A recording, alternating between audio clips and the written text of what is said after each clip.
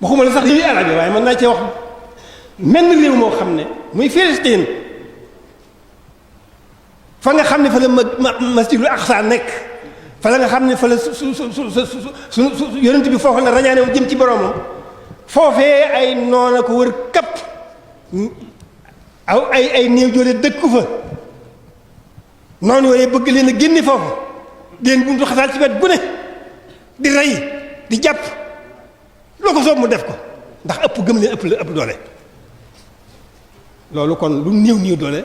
lii jar na di ko def waxtu wu ne ngir liggéey lislaam la ci suñu kem kàttan ginnaaw moom ku gis loo xam ne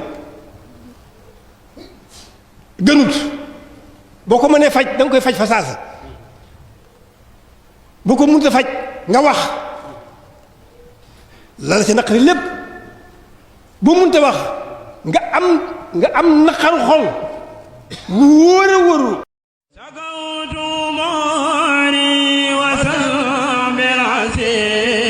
mbokk yi dal leen ak jàmm fii ci seen seenu Naylul Maram TV Naylul Maram TV ak Hizbut Tarqiyyah daaray Naylul Maram HTDNM TV meilleure chaîne de culture di 100% religion moo xam njàngum kuréel la wala njàngum rajas wala sax njàngale mu jëm ci xam-xam lépp fii ngeen koy amee lii ëpp naa wuute demal ci YouTube nga abonné ci sunu chaîne bii di Naylul Maram TV officiel wala sax ci HTDNM TV bul fàtte nag bés kolos bii féete ak sa loxo ndeyjoor notification bi lii dina waral bépp programme buy jàll ci seen yi nga koy mën di am ci ni nga ko bëggee yemuñu ci am na Facebook Instagram ak TikTok email